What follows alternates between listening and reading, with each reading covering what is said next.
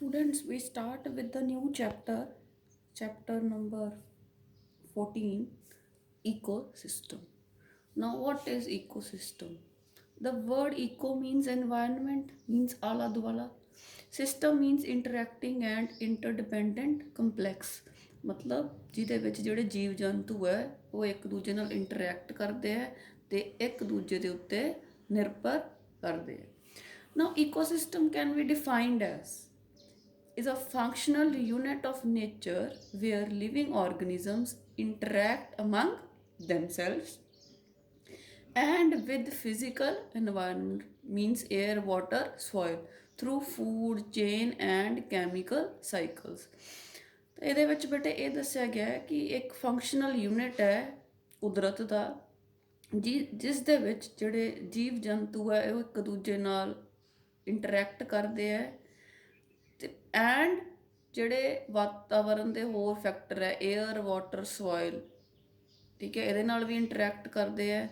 ਕਿੱਦਾਂ ਇੰਟਰੈਕਟ ਕਰਦੇ ਆ? ਭੋਜਨ ਲੜੀ ਦੇ ਥਰੂ ਜਾਂ ਜਿਹੜੇ ਕੈਮੀਕਲ ਸਾਈਕਲਸ, ਜਿਵੇਂ ਤੁਸੀਂ ਪਹਿਲੀਆਂ ਕਲਾਸਿਸ 'ਚ ਕੀਤਾ ਹੋਊਗਾ, water cycle, carbon cycle et cetera, right. ਫਿਰ ਬੇਟੇ ਆਪਾਂ ਈਕੋਸਿਸਟਮ ਨੂੰ ਕਹਿ ਸਕਦੇ ਹਾਂ ਕਿ ਜਿੰਨੀਆਂ ਵੀ ਇੰਟਰੈਕਸ਼ਨਸ ਹੁੰਦੀਆਂ ਲਿਵਿੰਗ ਤੇ ਨੋਨ ਲਿਵਿੰਗ ਕੰਪੋਨੈਂਟਸ ਦੀਆਂ एनवायरनमेंट ਦੇ ਵਿੱਚ ਆਪਾਂ ਕਹਿ ਸਕਦੇ ਹਾਂ ਕਿ ਇਹ ਸਾਰਾ ਕੀ ਹੈ? It is a ecosystem. Ecosystem 'ਚ ਬੇਟੇ ਦੋਨੋਂ ਕੰਪੋਨੈਂਟਸ ਆਉਂਦੇ ਆ, ਐਬਾਇਟਿਕ ਐਂਡ ਬਾਇਟਿਕ, ਠੀਕ ਹੈ ਨਾ. ਤਾਂ ਆਪਾਂ ਕਹਾਂਗੇ ਕਿ ਜਿਹੜਾ ਇਹ ਇਕੋਸਿਸਟਮ ਹੈ ਇਹਦੇ ਵਿੱਚ ਜੈਵਿਕ ਤੇ ਅਜੈਵਿਕ ਦੋਨੋਂ ਕੰਪੋਨੈਂਟਸ ਆਉਂਦੇ ਆ. ਹੁਣ ਜਿਹੜੀ ਬੇਟੇ ਜਿਹੜੀ ਟਰਮ ਹੈ ਇਕੋਸਿਸਟਮ, ਦਿਸ ਵਾਸ ਕੋਇਨਡ ਬਾਈ ਅ ਬ੍ਰਿਟਿਸ਼ ਇਕੋਲੋਜਿਸਟ ਏ.ਜੀ. ਟੈਂਸਲੇ ਇਨ 1935. ਤਾਂ ਬੇਟੇ ਹੁਣ ਜਿਹੜਾ ਈਕੋਸਿਸਟਮ ਹੈ ਉਹਦੇ 'ਚ ਆਪਾਂ ਕਿਹਾ ਹੈ ਵੀ ਇੰਟਰੈਕਸ਼ਨ ਹੈ, ਉਹਦੇ 'ਚ ਲਿਵਿੰਗ ਆਰਗੈਨਿਜ਼ਮਸ ਵੀ ਹੁੰਦੇ ਆ ਅਤੇ ਨੋਨ ਲਿਵਿੰਗ ਕੰਪੋਨੈਂਟਸ ਵੀ ਇਨਵਾਇਰਨਮੈਂਟ ਦੇ ਹੁੰਦੇ ਆ. ਤਾਂ ਇਸ ਕਰਕੇ ਆਪਾਂ ਕਹਿ ਸਕਦੇ ਹਾਂ ਵੀ ਜਿਹੜਾ ਈਕੋਸਿਸਟਮ ਹੈ ਉਹ ਬਹੁਤ ਛੋਟੇ ਤੋਂ ਛੋਟਾ ਵੀ ਹੋ ਸਕਦਾ ਅਤੇ ਬਹੁਤ ਵੱਡੇ ਤੋਂ ਵੱਡਾ ਵੀ ਹੋ ਸਕਦਾ. For example ecosystem may be as small as a drop of water, ਇੱਕ ਤੁਪਕਾ ਹੈ ਪਾਣੀ ਦਾ, ਉਹਦੇ ਵਿੱਚ ਕਿੰਨੇ ਸਾਰੇ ਲਿਵਿੰਗ ਆਰਗੈਨਿਜ਼ਮਸ, ਮਾਈਕਰੋ ਆਰਗੈਨਿਜ਼ਮਸ ਹੋ ਸਕਦੇ ਹੈ, ਰਾਈਟ. ਅਤੇ ਏਬਾਇਟਿਕ ਮਤਲਬ water is a physical environment and ਕਹਿੰਦਾ ਉਹ ਇੱਕ ਸਮੁੰਦਰ ਦੀ ਤਰ੍ਹਾਂ ਇੰਨਾ ਵੱਡਾ ਵੀ ਹੋ ਸਕਦਾ, right. So next let's talk about the natural and the artificial ecosystems. Natural ecosystem means ਕਿ ਜਿਹੜੇ ਕੁਦਰਤ ਦੇ ਵਿੱਚ ਆਪਣੇ ਆਪ ਐਗਜ਼ਿਸਟ ਕਰਦੇ, ਜਿਹੜੇ ਈਕੋਸਿਸਟਮਸ ਕੁਦਰਤ ਦੇ ਵਿੱਚ ਆਪਣੇ ਆਪ ਐਗਜ਼ਿਸਟ ਕਰਦੇ ਆ. Second we have the artificial, ਮਤਲਬ ਐਂਥਰੋਪੋਜੈਨਿਕ, ਮਤਲਬ ਮੈਨ ਮੇਡ, ਵੀ ਕੁਦਰਤ ਨੇ ਨਹੀਂ ਬਣਾਏ, ਆਦਮੀ ਨੇ ਉਹ ਬਣਾਏ ਹੈ. ਹੁਣ ਬੇਟਾ ਜੇ ਆਪਾਂ ਨੈਚੁਰਲ ਇਕੋਸਿਸਟਮਸ ਦੀ ਗੱਲ ਕਰੀਏ ਤਾਂ ਆਪਣੇ ਕੋਲ ਦੋ ਤਰ੍ਹਾਂ ਦੇ ਹੈ, ਟੈਰੇਸਟਰੀਅਲ ਐਂਡ ਇਕੁਐਟਿਕ. ਜਿਹੜੇ ਧਰਤੀ 'ਤੇ ਇਕੋਸਿਸਟਮਸ ਹੈ they are considered under terrestrial and ਜਿਹੜੇ ਪਾਣੀ 'ਚ ਹੈ they are considered under aquatic. Example of terrestrial forest ecosystem, desert ecosystem, grassland ecosystem. Aquatic 'ਚ ਫਰੈਸ਼ ਵਾਟਰ ਅਤੇ ਮਰੀਨ ਦੋਵਾਂ 'ਚ ਡਿਵਾਈਡ ਕਰ ਸਕਦੇ ਹਾਂ ਆਪਾਂ. ਫਰੈਸ਼ ਵਾਟਰ 'ਚ ਮਤਲਬ ਰਿਵਰ, ਲੇਕ, ਜਿੱਥੇ ਪਾਣੀ ਵਗਦਾ ਰਹਿੰਦਾ, they are fresh water ecosystems. And marine ਮਤਲਬ ਜਿੱਥੇ ਪਾਣੀ ਖੜਾ ਹੈ, ਖਾਰਾ ਪਾਣੀ ਹੈ, estuaries, oceans etcetera. Now if we talk about the artificial ecosystems, ਇਹਦੇ 'ਚ ਬੇਟੇ ਤੁਹਾਡੀਆਂ ਐਗਜ਼ਾਮਪਲਸ ਹੈ ਐਕੁਏਰੀਅਮ ਜਿੱਥੇ ਮੱਛੀਆਂ ਰੱਖੀਆਂ ਜਾਂਦੀਆਂ, agricultural fields, dams, zoological parks. ਅਤੇ ਬੇਟੇ ਇਹਦੇ ਵਿੱਚ ਕੀ ਹੁੰਦਾ, ਐਵਰੀਥਿੰਗ ਇਜ਼ ਰੈਗੂਲੇਟਡ ਬਾਏ ਮੈਨ. ਆਦਮੀ ਆਪਦੇ ਹਿਸਾਬ ਨਾਲ ਸਾਰਾ ਕੁਛ ਰੈਗੂਲੇਟ ਕਰਦਾ. ਸਪੋਜ਼ ਹੁਣ ਆਪਾਂ ਖੇਤੀ ਕਰਦੇ ਹਾਂ ਤਾਂ ਉੱਥੇ ਫਰਟੀਲਾਈਜ਼ਰਸ ਪਾਉਣੇ ਹੈ, ਜਿਹੜੀ ਆਪਾਂ ਸੀਡਸ ਆ ਆਪਣੇ ਹਿਸਾਬ ਨਾਲ ਸਾਰੇ ਸੋ ਕਰਦੇ ਹਾਂ, ਆਪਾਂ ਹਾਰਵੈਸਟ ਆਪਣੇ ਹਿਸਾਬ ਨਾਲ ਕਰਦੇ ਹਾਂ. ਸੋ ਜਿਹੜਾ ਮੈਨ ਹੈ ਉਹ ਸਾਰਾ ਇਸ ਇਕੋਸਿਸਟਮ ਨੂੰ ਮੈਨ ਕੰਟਰੋਲ ਕਰ ਰਿਹਾ, ਰਾਈਟ. ਤਾਂ ਇਹਦੇ ਜਿਹੜਾ ਆਰਟੀਫਿਸ਼ੀਅਲ ਇਕੋਸਿਸਟਮ ਹੁੰਦੇ ਆ ਬੇਟੇ, ਇਹਨਾਂ ਦੀ ਜਿਹੜੀ ਪ੍ਰੋਡਕਟੀਵਿਟੀ ਉਹ ਬਹੁਤ ਹਾਈ ਹੁੰਦੀ ਹੈ ਕਿਉਂਕਿ ਇਹਨਾਂ ਨੂੰ ਯੀਲਡ ਕਰਕੇ ਹੀ ਤਾਂ ਇਹਨਾਂ ਨੂੰ ਲਗਾਇਆ ਜਾਂਦਾ ਹੈ, ਠੀਕ ਹੈ. ਬਟ ਜਿਹੜੇ ਜਿਹੜੇ ਆਰਟੀਫੀਸ਼ੀਅਲ ਇਕੋਸਿਸਟਮਸ ਹੁੰਦੇ ਆ ਉਹਨਾਂ 'ਚ ਬਾਇਓਡਾਇਵਰਸਿਟੀ ਘੱਟ ਹੁੰਦੀ ਹੈ ਐਜ਼ ਕੰਪੇਅਰ ਟੂ ਨੈਚੁਰਲ ਇਕੋਸਿਸਟਮਸ, ਕਿਉਂਕਿ ਜੇ ਸਪੋਜ਼ ਆਪਾਂ ਕਿਸੇ ਖੇਤ ਦੀ ਗੱਲ ਕਰੀਏ ਤਾਂ ਉੱਥੇ ਇੱਕ ਤਰ੍ਹਾਂ ਦੀ ਕ੍ਰੌਪ ਹੁੰਦੀ ਹੈ, ਜ਼ਿਆਦਾ ਤੋਂ ਜ਼ਿਆਦਾ 2-4 ਟਰੀਜ਼ ਲੱਗੇ ਹੋਣਗੇ, ਬਸ ਦੈਟਸ ਆਲ। ਬਟ ਜੇ ਆਪਾਂ ਇੱਕ ਫੋਰੈਸਟ ਦੀ ਗੱਲ ਕਰੀਏ ਤਾਂ ਉੱਥੇ ਬਹੁਤ ਜ਼ਿਆਦਾ ਟਾਈਪ ਦੀਆਂ ਸਪੀਸ਼ੀਜ਼ ਹੁੰਦੀਆਂ। So they have high productivity but little biodiversity, right. ਤੇ ਜਿਹੜਾ ਆਰਟੀਫਿਸ਼ੀਅਲ ਇਕੋਸਿਸਟਮ ਹੁੰਦਾ ਇਹਦੇ ਸਿੰਪਲ ਹੀ ਫੂਡ ਚੇਨਸ ਹੁੰਦੀਆਂ, ਕਿਉਂਕਿ ਇਹਦੇ 'ਚ ਜਿਹੜੇ ਆਰਗੇਨਿਜ਼ਮਸ ਹੈ, ਜਿਹੜੀ ਸਪੀਸ਼ੀਜ਼ ਹੈ, ਉਹ ਜ਼ਿਆਦਾ ਨਹੀਂ ਹੁੰਦੇ। Now let's talk about natural ਇਕੋਸਿਸਟਮਸ।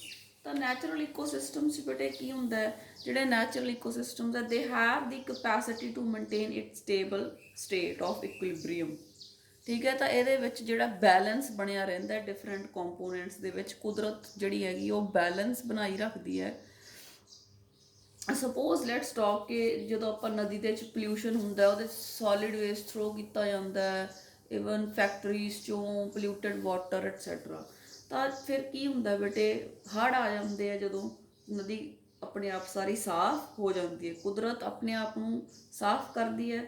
We call it as self regulatory system, means ਆਪਦੇ ਆਪ ਨੂੰ ਸਟੇਬਲ ਰੱਖਦੀ ਹੈ, ਇਕੁਇਲਿਬਰੀਅਮ 'ਚ ਰੱਖਦੀ ਹੈ ਸਾਰੇ ਕੰਪੋਨੈਂਟਸ ਜਿਹੜੀ ਨੇਚਰ ਹੈ।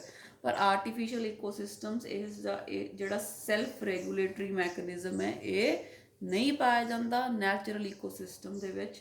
ਹੋਮੋਸਟੈਸਿਸ ਵੀ ਕਹਿ ਸਕਦੇ ਹਾਂ ਆਪਾਂ ਇਹਨੂੰ, ਆਪਦੇ ਆਪ ਨੂੰ ਸਟੇਬਲ ਰੱਖਣਾ, ਜਾਂ ਸੈਲਫ ਰੈਗੂਲੇਟਰੀ ਸਿਸਟਮ ਨੈਚੁਰਲ ਇਕੋਸਿਸਟਮਸ ਦੇ ਵਿੱਚ ਪਾਇਆ ਜਾ ਸਕਦਾ ਹੈ। Now let's talk about the various components of ecosystem. I've already told you that there are two types, abiotic and biotic. Abiotic are the non-living components and biotic are the living ones. Now let's talk what are the abiotic components. Under abiotic components we have edaphic factors, climatic factors and topographic factors. So one we are going to discuss about all these three in details. So in the edaphic factors, first we have the inorganic nutrients. ਇਹਦੇ ਵਿੱਚ ਬੇਟੇ ਆਉਂਦੇ ਆ water, minerals, salts.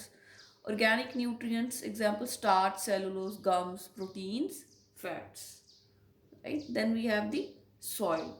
Soil 'ਚ ਬੇਟੇ ਕੀ ਹੈ ਕਿ ਮਤਲਬ ਇੱਥੇ ਆਪਾਂ ਇਹ ਡਿਸਕਸ ਕਰ ਰਹੇ ਹਾਂ ਕਿ ਜਿਸ ਤਰ੍ਹਾਂ ਦੇ ਏਬਾਇਓਟਿਕ ਕੰਪੋਨੈਂਟਸ ਹੋਣਗੇ, ਜਿਸ ਤਰ੍ਹਾਂ ਦਾ ਵਾਤਾਵਰਨ ਹੋਊਗਾ, ਉਸੇ ਤਰ੍ਹਾਂ ਦੇ ਜੀਵ ਜੰਤੂ ਜਿਹੜੇ ਹੈਗੇ ਆ ਪਰਟੀਕੂਲਰ ਏਰੀਆ ਦੇ ਵਿੱਚ ਪਾਏ ਜਾਂਦੇ ਆ। ਸੋ ਵੀ ਵਰ talking about the soil. Now the soil texture, Sandy soil ਹੈ, ਲੋਮ ਹੈ, ਕਲੇ ਹੈ, soil pH of the soil ਦੇ ਵਿੱਚ ਏਰੀਏਸ਼ਨ ਕਿੰਨੀ ਹੈ, ਮਿਨਰਲ ਕੰਟੈਂਟਸ ਕਿੰਨੇ ਹੈ, all these factors determine the distribution of plants and animals. Soil the type ਤੇ ਡਿਪੈਂਡ ਕਰੇਗਾ, ਕਿਸ ਤਰ੍ਹਾਂ ਦੀ ਸੋਇਲ ਹੈ ਤਾਂ ਉਸ ਤਰ੍ਹਾਂ ਦੇ ਜਿਹੜੇ ਹੈਗੇ ਆ ਪਲਾਂਟਸ ਐਂਡ ਐਨੀਮਲਸ ਇੱਕ ਪਰਟੀਕੂਲਰ ਜਗ੍ਹਾ ਤੇ ਪਾਏ ਜਾਂਦੇ। Next we have the climatic factors and the first one is the air. Air ਬੇਟੇ ਚ ਆਪਾਂ ਨੂੰ ਮਤਲਬ moving air can be called as wind. So ਆਪਾਂ ਕਹਿ ਸਕਦੇ ਹਾਂ ਕਿ ਜਿਹੜੀ ਵਿੰਡ ਦੀ ਵੈਲੋਸਿਟੀ ਹੈ it increases the rate of transpiration. ਜੇ ਵਿੰਡ ਦੀ ਵੈਲੋਸਿਟੀ ਜ਼ਿਆਦਾ ਹੋਊਗੀ ਤਾਂ ਟਰਾਂਸਪੀਰੇਸ਼ਨ ਜ਼ਿਆਦਾ ਹੋਊਗੀ। Transpiration is the loss of water in the form of vapors from the stomata. Then wind pollination, wind helps in the pollination, the movement of pollen grains, right? Then wind plays a very important role in the dispersal of fruits and seeds. This is how the progeny in the plants is maintained. Next, another climatic factor which is very important is the water.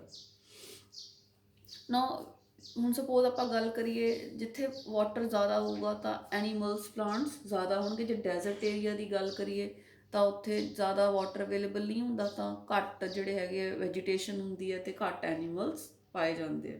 ਅਤੇ water ਦੀ availability but it depends upon the rain and then it controls the distribution of the animals. Next we have the temperature. Now every organism can live in a specific range of temperature, right? ਹੁਣ ਜ਼ਿਆਦਾ temperature ਨਾ ਜ਼ਿਆਦਾ high temperature ਚ ਜ਼ਿਆਦਾ organism survive ਕਰ ਸਕਦੇ ਆ ਜਾਂ ਨਾ ਹੀ ਜ਼ਿਆਦਾ ਲੋ 'ਚ। ਤਾਂ ਡਿਪੈਂਡ ਕਰਦਾ ਬੇਟੇ ਕਿ ਜਿਸ ਤਰ੍ਹਾਂ ਦਾ ਟੈਂਪਰੇਚਰ ਹੁੰਦਾ ਉਸ ਤਰ੍ਹਾਂ ਦੇ ਹੀ ਆਰਗੇਨਿਜ਼ਮਸ ਉੱਥੇ ਪਾਏ ਜਾਂਦੇ ਆ, ਕਿਉਂਕਿ ਉਹਨਾਂ ਦੀਆਂ ਉਸ ਤਰ੍ਹਾਂ ਦੀਆਂ ਅਡੈਪਟੇਸ਼ਨਸ ਹੁੰਦੀਆਂ। Suppose some animals they can live only in the deserts, right? Some can live in the snow, like snow leopards, penguins. So they will not be able to survive in the desert conditions because the temperature is very high. So temperature also plays a very important role in the distribution of the flora and fauna. Next we have the light. Light also it plays a important role. For example, suppose some plants they like to grow in light, right? They'll grow only in if the light is proper light is available, so they are called as the heliophytes. The plants which can grow in the light, they are called as heliophytes. And some plants they are found in the shade, they don't like to grow in the sun, so they'll grow in the shade, they are called as the skyophytes. So this is how light also play an important role. So light is required for the photosynthesis. So the plants which need more light, they have a large canopies. Next we have the precipitation. It can occur in the form of rainfall, snow, hail, dew, ਧੁੰਦ ਪੈ ਸਕਦੀ ਹੈ, ਗੜੇ। ਪਰ ਇਹਨਾਂ ਸਭ ਤੋਂ ਜਿਹੜੀ significant ਹੈ that is the rainfall, and rainfall is going to determine the type of forest in an area. ਕਿਸ ਤਰ੍ਹਾਂ ਦਾ ਜੰਗਲ ਹੋਊਗਾ ਕਿਸੇ ਏਰੀਏ 'ਚ, ਡੈਜ਼ਰਟ ਹੋਊਗਾ, ਇਹ ਸਾਰਾ ਡਿਸਾਈਡ ਕਰਦੀ ਹੈ precipitation, mainly the rainfall. For example, कि rainfall will decide कि whether it is a evergreen forest, it is a deciduous forest, grassland है ਜਾਂ ਫਿਰ desert है। ਤੇ ਉਸੇ ਤਰ੍ਹਾਂ ਦੇ ਜਿਹੜੇ animals ਹੈ ਉਹ ਪਾਏ ਜਾਣਗੇ because they are adapted according to these conditions.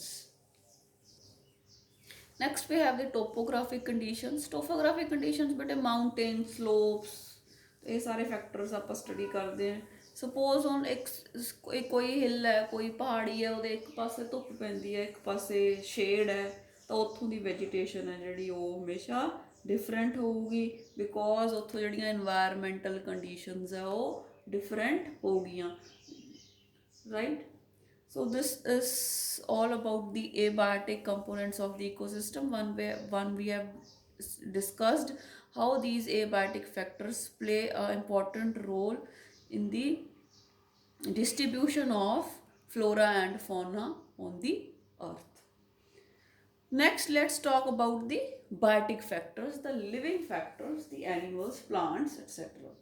So we can say that the biotic components, they are the living organisms and they are divided into three groups. Number one, producers. Number two, consumers. Number three, decomposers. The first one are the producers. जिन्ने भी autotrophic plants है, autotrophs means they can prepare their own food. They are all called as producers. They have a green pigment called chlorophyll, and they can synthesize organic compounds from inorganic raw materials, right? So they are called producers क्योंकि वो produce कर सकते हैं using raw materials. Next beta producers, they can also be called as transducers because they change the sun energy, the radiant energy, into chemical form. So they are also called as transducers. So the first category under biotic components are the producers, all the green plants, with those who can prepare their own food. They have a chlorophyll pigment and they are also called as autotrophs and transducers. Okay, next we have the consumers. Producer मतलब अपना भोजन आप तैयार कर सकते हैं, they are not dependent on the other organisms. Next are the consumers. Consumers, they are dependent on the other they are dependent on the other organisms, or we can say they are dependent on the plants, so they are also called as the heterotrophs. so ਇਹ ਜਿਹੜਾ producers ਜਿਹੜਾ ਭੋਜਨ ਬਣਾਉਂਦੇ ਆ, ਜਿਹੜਾ organic matter ਬਣਾਉਂਦੇ ਆ, ਉਹਨੂੰ ਯੂਜ਼ ਕਰਦੇ ਆ, so they are called as the consumers. ਤਾਂ ਬੇਟੇ ਕੰਜ਼ਿਊਮਰਸ ਦੀਆਂ ਵੀ depending upon their food habits they are divided into 3: primary consumers, secondary consumers, tertiary consumers. Now first let's talk about the primary consumers. Primary consumers, they eat the products like plants, algae, right? And they are called as herbivores because they eat only the plant products. Example, deer, goat. ठीक है? In the aquatic ecosystem, ਜੇ ਆਪਾਂ ਪਾਣੀ ਦੀ ਗੱਲ ਕਰੀਏ ਤਾਂ ਉੱਥੇ primary consumers are the mollusks, protozoans, right? Now second are the secondary consumers. Secondary consumers means those who depend upon the flesh. They eat the flesh of the other animals. The secondary consumers eat the flesh of the primary consumers. Means they are also called as carnivores, and carnivores eat the flesh of the herbivores. For example, here we have the fox, wolf, small birds which they eat the small phytoplankton, zooplanktons, right? Next, at the third, we have the tertiary consumers. The tertiary consumers, they feed on the secondary consumers. They kill and eat the secondary consumers, and they are even sometimes called as top carnivores. ਇਹਨਾਂ ਨੂੰ ਬੇਟੇ ਅੱਗੇ ਖਾਣ ਵਾਲਾ ਕੋਈ ਨਹੀਂ ਹੁੰਦਾ, ਜਿਹੜੇ ਟੌਪ ਕਾਰਨੀਵੋਰਸ ਹੁੰਦੇ ਆ, for example lion, vulture, etc. right? The consumers were of three types: primary, secondary, and tertiary. Primary are the herbivores. Secondary consumers which feed on the herbivores, and tertiary consumers, they are the carnivores which feed on the secondary consumers. Next we have the decomposers. Decomposers, bete, the example is bacteria, fungi, and they decompose the dead organic matter present in the ecosystem. They secrete digestive enzymes, they secrete digestive juices which convert complex organic matter into simpler forms. ਜਿਵੇਂ ਆਪਾਂ fungi ਜਦੋਂ ਆਪਾਂ last year ਕੀਤਾ ਸੀ ਤਾਂ ਆਪਾਂ ਉੱਥੇ discuss ਕੀਤਾ ਕਿ how the mode of nutrition is, right? So they are also called as the decomposers. They are also called as reducers because they degrade the dead organic organisms. Because ਆਪਾਂ ਕਹਿ ਸਕਦੇ ਹਾਂ ਵੀ ਇਹ ਜਿਹੜੀ ਗੰਦਗੀ ਹੈ, ਜਿਹੜਾ decaying matter है, उन्होंने ख़त्म कर दिया है. So decomposers are also called as reducers, right? So the biotic components, ਜਿਹੜੇ ਜੈਵਿਕ ਕੰਪੋਨੈਂਟਸ ਸੀ, ਉਹ ਅੱਗੇ ਤਿੰਨ 'ਚ ਆਪਾਂ ਸਟੱਡੀ ਕਰ ਲਏ: producers, consumers and decomposers. Okay, so next students, we have another important part, that is the species composition. Species composition means,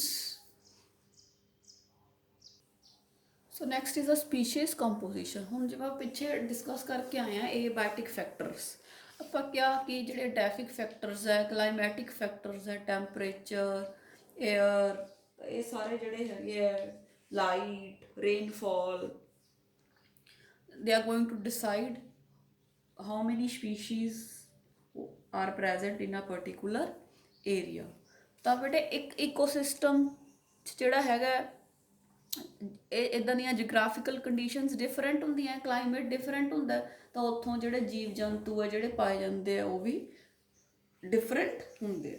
so these conditions, these abiotic factors decide the type of species which will be present in a particular area.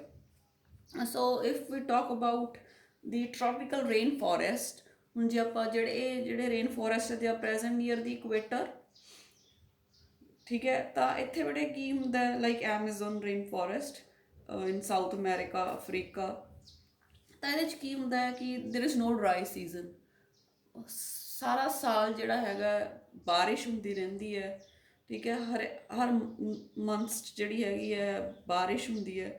ਤਾਂ ਇੱਥੇ ਜਿਹੜੀਆਂ species ਹੈ ਬਹੁਤ ਜ਼ਿਆਦਾ species ਪਾਈਆਂ ਜਾਂਦੀਆਂ। ਇਹ ਮੰਨਿਆ ਜਾਂਦਾ ਕਿ ਆਲਮੋਸਟ 50% ਆਫ ਦੀ ਅਰਥ ਸਪੀਸ਼ੀਜ਼ ਲਿਵ ਹੇਅਰ ਇਨ ਦੀ ਟ੍ਰੋਪੀਕਲ ਰੇਨ ਫੋਰੈਸਟ, ਠੀਕ ਹੈ, ਬਹੁਤ ਘਣੇ ਜੰਗਲ ਹੈ। ਕਿਉਂ ਹੈ? Because of the temperature conditions. ਜਿਹੜਾ ਟੈਂਪਰੇਚਰ ਆ ਉੱਥੇ ਬਹੁਤ ਆਪਟੀਮਮ ਹੈ, it is 21 to 30 degree Celsius. ਇਹ ਆਪਟੀਮਮ ਹੈ, ਇੰਨਾ ਵਧੀਆ ਟੈਂਪਰੇਚਰ ਹੈ ਕਿ ਬਹੁਤ ਤਰ੍ਹਾਂ ਦੇ ਜਿਹੜੇ ਆਰਗੇਨਿਜ਼ਮਸ ਹੈ, ਪਲਾਂਟਸ ਹੈ, ਜਿਹੜੇ ਗਰੋ ਕਰ ਸਕਦੇ। ਜਦੋਂ ਪਲਾਂਟਸ ਦੀ ਕੰਪੋਜੀਸ਼ਨ ਜ਼ਿਆਦਾ ਹੋਊਗੀ, ਪਲਾਂਟ ਦੀਆਂ ਸਪੀਸ਼ੀਜ਼ ਜ਼ਿਆਦਾ ਹੋਣਗੀਆਂ, ਤਾਂ ਐਨੀਮਲਸ ਦੀਆਂ ਸਪੀਸ਼ੀਜ਼ ਵੀ ਉੱਥੇ ਜ਼ਿਆਦਾ ਹੋਣਗੀਆਂ, because they will get more food to eat and a dense place to live. But ਠੀਕ ਹੈ, ਉੱਥੇ ਪ੍ਰੈਸੀਪੀਟੇਸ਼ਨ ਜ਼ਿਆਦਾ ਹੈ ਅਤੇ ਟੈਂਪਰੇਚਰ ਦੀਆਂ ਜਿਹੜਾ ਹੈਗੀਆਂ ਰੇਂਜ ਹੈ that is from 20 to 30 degree Celsius which is very optimum. So that is why the tropical rainforest and the coral reefs, they have the maximum species composition, and they have the suitable temperature, abundant precipitation, right? But in deserts we can see there is very scanty rainfall, and ਜਿਹੜਾ temperature ਹੈ that even that rises, so all these species are not able to survive in such conditions. So the geographical conditions, the climate, the weather of the area decides the species composition. Next we have the stratification. ਹੁਣ ਬੇਟੇ ਦੀ arrangement of vegetation in layers. ਹੁਣ ਆਪਾਂ ਜੇ ਦੇਖਦੇ ਹਾਂ, ਆਪਾਂ suppose ਆਪਾਂ ਕਈ ਵਾਰ ਸੈਟੇਲਾਈਟ ਪਿਕਚਰਸ ਦੇਖਦੇ ਹਾਂ ਜਾਂ ਆਪਾਂ ਉੱਪਰੋਂ ਅਰਥ ਨੂੰ ਦੇਖੀਏ ਤਾਂ ਪਲਾਂਟਸ ਦੀਆਂ ਡਿਫਰੈਂਟ ਲੇਅਰਸ ਬਣੀਆਂ ਹੁੰਦੀਆਂ, ਠੀਕ ਹੈ, ਵੈਜੀਟੇਸ਼ਨ ਦੀਆਂ ਲੇਅਰਸ। ਮਤਲਬ ਕੁਛ ਪਲਾਂਟਸ ਦੀ ਹਾਈਟ ਜ਼ਿਆਦਾ ਹੁੰਦੀ ਹੈ, ਉਹਨਾਂ ਦੀ ਇੱਕ ਉੱਪਰ ਛਤਰੀ ਬਣੀ ਹੁੰਦੀ ਹੈ, ਫਿਰ ਉਸ ਤੋਂ ਨੀਚੇ ਐਂਡ ਗ੍ਰਾਸ ਜਿਹੜਾ ਹੈਗਾ ਜਮਾਂ ਨੀਚੇ, ਜਿਹੜਾ ਆਪਾਂ ਕਹਿੰਦੇ ਹਾਂ this arrangement of the vegetation in layers, ਠੀਕ ਹੈ, the formation of vertical layers where vegetation is dense. ਜਿੱਥੇ ਘਣਾ ਜੰਗਲ ਹੋਊਗਾ ਉੱਥੇ ਹੀ ਜਿਹੜੀ ਹੈ ਸਟ੍ਰੈਟੀਫਿਕੇਸ਼ਨ ਜਿਹੜੀ ਹੈਗੀ ਉਹ ਪਾਈ ਜਾਂਦੀ ਹੈ। ਤਾਂ ਜਿਹੜੀਆਂ ਜ਼ਿਆਦਾ ਟਾਲ ਟਰੀਜ਼ ਹੈ, ਠੀਕ ਹੈ, ਤਾਂ ਉਹ ਜਿਹੜਾ ਹੈਗਾ ਦੇ ਫਾਰਮ ਦੀ ਅੱਪਰ ਕੈਨੋਪੀ, ਠੀਕ ਹੈ, ਮਤਲਬ ਉੱਪਰ ਉਹ ਆ ਜਾਂਦੀਆਂ ਕਰਾਊਨ, ਜਿਹੜਾ ਉਹਨਾਂ ਦੇ ਜਿਹੜੇ ਲੀਵਸ ਹੁੰਦੇ ਆ ਉਹ ਇੱਕ ਕਰਾਊਨ ਬਣਾ ਲੈਂਦੇ ਆ, ਇੱਕ ਛਤਰੀ ਜੀ ਜਿਹਨੂੰ ਆਪਾਂ ਕਹਿੰਦੇ ਆ, ਤਾਂ that is called the canopy, ਠੀਕ ਹੈ। ਉਸ ਤੋਂ ਨੀਚੇ ਸ਼ਰਬਸ ਆ ਜਾਂਦੇ ਆ ਅਤੇ ਗਰਾਊਂਡ ਲੈਵਲ 'ਤੇ ਹਰਬਸ ਅਤੇ ਗ੍ਰਾਸਿਸ ਆ ਜਾਂਦੇ ਆ। ਐਂ ਬੇਟੇ 5 to 7 ਸਟ੍ਰੈਟਾ ਬਣ ਜਾਂਦੇ ਆ, 5 to 7 ਲੇਅਰਸ ਬਣ ਜਾਂਦੇ ਆ ਇਨ ਦੀ ਡੈਂਸ ਫੋਰੈਸਟ। ਜਿਵੇਂ ਆਪਾਂ ਹੁਣ ਐਗਜ਼ਾਮਪਲ ਡਿਸਕਸ ਕੀਤੀ ਹੈ ਟ੍ਰੋਪੀਕਲ ਰੇਨ ਫੋਰੈਸਟ, ਜਿੱਥੇ ਵੈਜੀਟੇਸ਼ਨ ਜ਼ਿਆਦਾ ਹੋਊਗੀ ਤਾਂ 5 to 7 strata are formed. We have the tall trees, medium heighted trees, then we have the shrubs, and then herbs, and then the grass, right? ਜਿਹੜੀ highest layer of the vegetation ਹੈ ਜਿਹੜੀ ਹੈਗੀ that is called the canopy, ਠੀਕ ਹੈ। ਹਰ ਇੱਕ tree ਦਾ ਆਪਣਾ crown ਹੁੰਦਾ ਹੈ ਅਤੇ ਜਿਹੜੀ ਹਾਈਐਸਟ ਲੇਅਰ ਹੈ ਉਹਨੂੰ ਤੋਂ ਆਪਾਂ ਕਹਿ ਦਿੰਦੇ ਹਾਂ ਕੈਨੋਪੀ, ਠੀਕ ਹੈ। ਜਿਹੜੇ ਟ੍ਰੋਪੀਕਲ ਰੇਨ ਫੋਰੈਸਟ ਦੀ ਆਪਾਂ ਗੱਲ ਕਰ ਰਹੇ ਸੀ, like Amazon rain forest, it's in Brazil and some part near the equators in the Africa. ਤਾਂ ਬਟ ਇਹ ਇੰਨੇ ਲੇਅਰਸ ਬਣ ਜਾਂਦੀਆਂ, ਇੰਨੀ ਜ਼ਿਆਦਾ ਸਟ੍ਰੈਟੀਫਿਕੇਸ਼ਨ ਹੈ ਕਿ ਦਿਨ ਵੇਲੇ ਵੀ ਇਹਨਾਂ ਜੰਗਲਾਂ 'ਚ ਡਾਰਕ ਜਿਹੜੀ ਹੈਗੀ ਹੈ, it remains dark during the day also. So this is what is stratification, formation of vertical layers where vegetation is dense, like in the Amazon rainforest, in the tropical rain forests. So the next topic is productivity. Now what is productivity? Paidawar, the rate of synthesis of energy containing organic matter by any trophic level per unit area in a unit time, ਠੀਕ ਹੈ। ਕਿੰਨੀ ਪੈਦਾਵਾਰ ਹੋ ਰਹੀ ਹੈ ਇੱਕ particular area 'ਚ in at a particular time.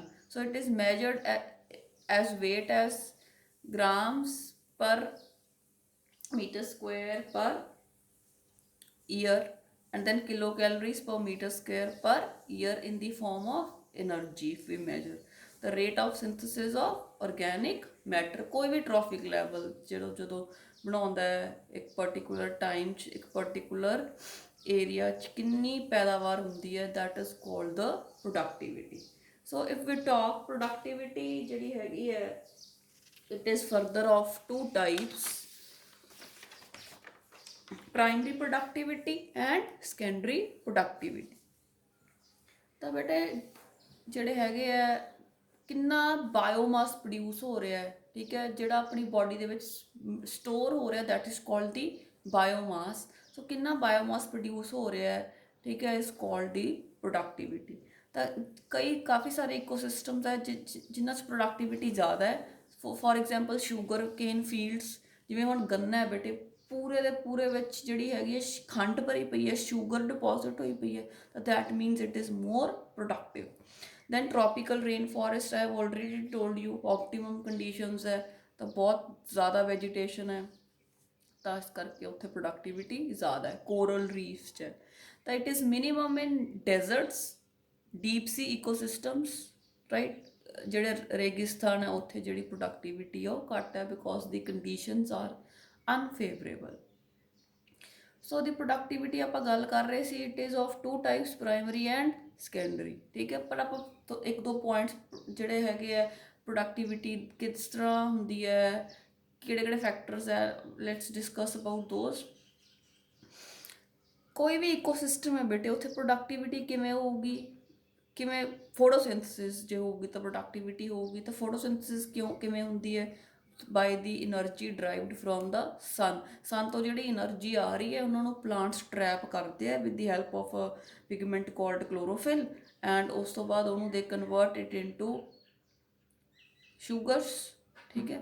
ਤਾਂ ਇਹ ਬੇਟੇ ਅੱਗੇ ਇੱਕ ਟੇਬਲ ਦਿੱਤਾ ਹੋਇਆ ਜਿਹੜਾ ਸ਼ੋਅ ਕਰਦਾ ਹੈ ਕਿ ਜਿਹੜੇ ਹੈਗੇ ਈਕੋਸਿਸਟਮਸ ਹੈ ਉਹ ਕਿੰਨੀ એનર્ਜੀ ਜਿਹੜੀ ਹੈਗੀ ਅਬਜ਼ੋਰਬ ਕਰ ਪਾਉਂਦੇ ਆ ਡਿਫਰੈਂਟ ਲੈਵਲਸ, ਠੀਕ ਹੈ। ਜਿਹੜਾ ਇਕੁਐਟਿਕ ਇਕੋਸਿਸਟਮ ਹੈ, it absorbs 0.2%, terrestrial ecosystem 1%, grassland 1.15%, ਜਿਹੜੀਆਂ ਅੱਜ ਕੱਲ੍ਹ ਆਪਾਂ ਖੇਤੀ ਕਰਦੇ ਹਾਂ crops 5%, sugar Kane fields they can absorb 10 to 12% of the sun's radiations. So they are the most efficient ecosystems in the world, on the earth, ठीक है। ਤਾਂ ਕਿੰਨੀ ਜਿਹੜੀ ਹੈਗੀ ਹੈ એનર્ਜੀ ਡਰਾਈਵ ਕਰ ਸਕਦੀ ਹੈ ਕੋਈ ਵੀ ਕ੍ਰੌਪ, ਕੋਈ ਵੀ plant from the sun, it is going to decide the productivity level. So sugarcane fields, they can absorb much, 10 to 12%. So that is why these ecosystems are most efficient, ਇੱਥੇ ਜਿਹੜੀ ਪੈਦਾਵਾਰ ਹੈ ਉਹ ਜ਼ਿਆਦਾ ਹੁੰਦੀ ਹੈ, right? So next is the primary productivity. Productivity ਦੋ ਤਰ੍ਹਾਂ ਦੀ ਹੈ, primary and secondary. We will talk about the primary productivity. The rate at which radiant energy is stored by autotrophs, ਠੀਕ ਹੈ, ਕਿ ਸਨ ਦੀ ਜਿਹੜੀ એનર્ਜੀ ਆ ਰਹੀ ਹੈ ਉਹਨੂੰ ਕਿਸ ਤਰ੍ਹਾਂ ਨਾਲ ਜਿਹੜੇ ਆਟੋਟ੍ਰੋਫਸ ਹੈ, ਜਿਹੜੇ ਗ੍ਰੀਨ ਪਲਾਂਟਸ ਹੈ ਉਹਨੂੰ ਸਟੋਰ ਕਰਦੇ ਆ, we call it as primary productivity. Primary productivity ਜਿਹੜੀ ਹੈ ਬੇਟੇ ਉਹ ਦੋ ਤਰ੍ਹਾਂ ਦੀ ਹੈ, gross primary productivity, net primary productivity. Gross primary productivity is also called as GPP, net primary productivity is called as NPP. Now ਆਪਾਂ ਨੂੰ ਸਾਰਿਆਂ ਨੂੰ ਪਤਾ ਹੈ ਕਿ during photosynthesis the plants make glucose, sugars ਬਣਾਉਂਦੇ ਆ by trapping sunlight. ਹੁਣ now the question is, for whom the plants make these sugars? ਕਿਹਦੇ ਲਈ ਪਲਾਂਟ ਸ਼ੂਗਰ ਬਣਾ ਰਹੇ ਹੈ? ਹਿਊਮਨ ਬੀਇੰਗਸ ਲਈ, ਐਨੀਮਲਸ ਲਈ? ਨੋ, for themselves, ਉਹ ਆਪਣੇ ਆਪ ਲਈ ਬਣਾ ਰਹੇ ਹੈ, ਰਾਈਟ। ਨਾਓ ਸਪੋਜ਼ ਆਪਾਂ ਜਿਹੜਾ ਹੈਗਾ with the help of a simple example we are going to discuss about the gross primary productivity and the net primary productivity.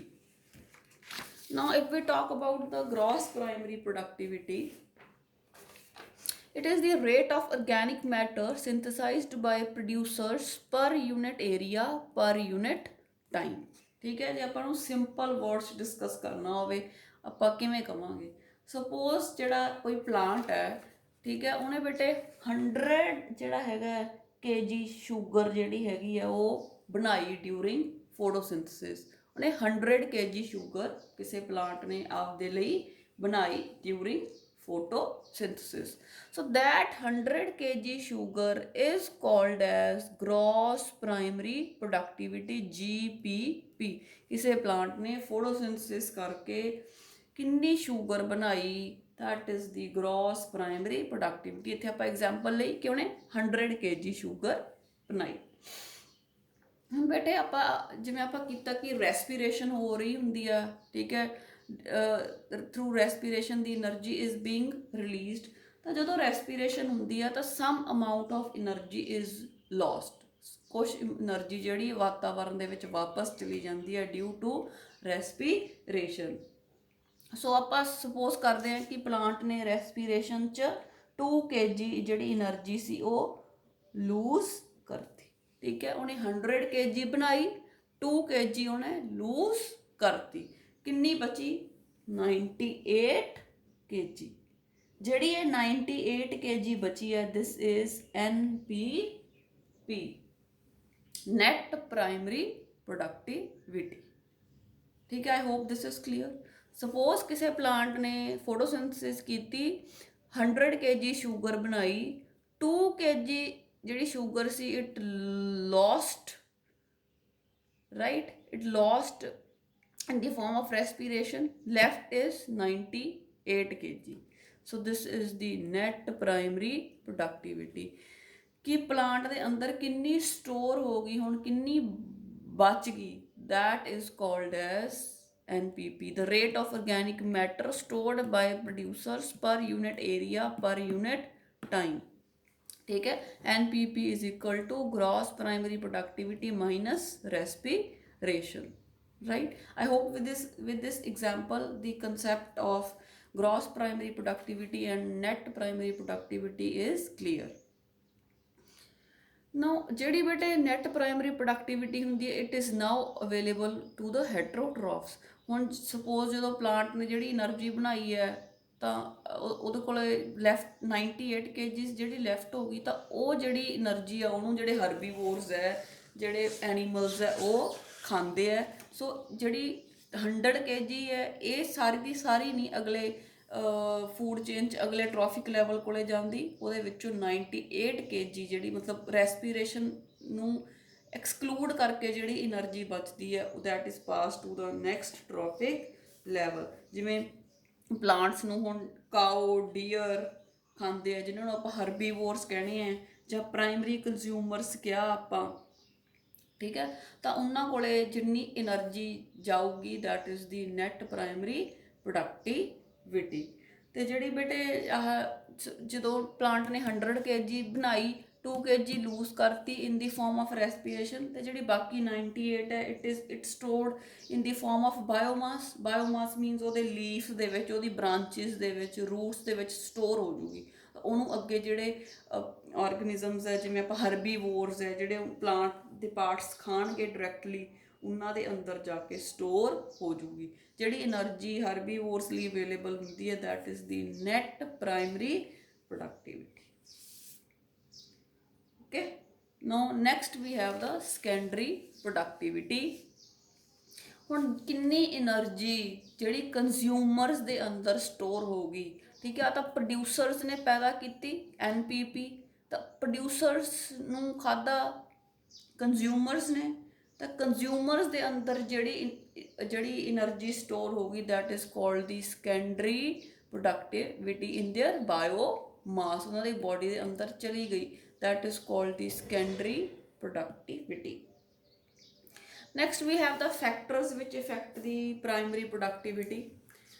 First are the solar radiations, like we have already discussed कि ਜਿਹੜੇ tropical areas है, tropical rain forest है, ਉੱਥੇ conditions optimum है, sunlight ਕਾਫੀ ਜ਼ਿਆਦਾ ਪੈਂਦੀ ਹੈ, ਤਾਂ ਉੱਥੇ ਬਹੁਤ ਜ਼ਿਆਦਾ ਪ੍ਰੋਡਕਟਿਵਿਟੀ ਹੈ as compare to polar areas, oceans, ਜਿੱਥੇ ਸਨਲਾਈਟ ਜਿਹੜੀ ਹੈਗੀ ਆ ਘੱਟ ਪੈਂਦੀ ਹੈ, ਸੂਰਜ ਦੀਆਂ ਕਿਰਨਾਂ ਘੱਟ ਪੈਂਦੀਆਂ and the productivity is low. Second are the nutrients, ਜਿਵੇਂ ਓਸ਼ਨਸ ਹੈ ਉੱਥੇ ਨਾਈਟ੍ਰੋਜਨ ਦੀ ਕਮੀ ਹੁੰਦੀ ਹੈ, ਤਾਂ ਇਸ ਕਰਕੇ ਓਸ਼ਨਸ ਦੀ ਜਿਹੜੀ ਪ੍ਰੋਡਕਟਿਵਿਟੀ ਆ ਉਹ ਘੱਟ ਹੁੰਦੀ ਹੈ। This is all about the concept of primary productivity and secondary productivity. In the next lecture we will discuss about the decomposition.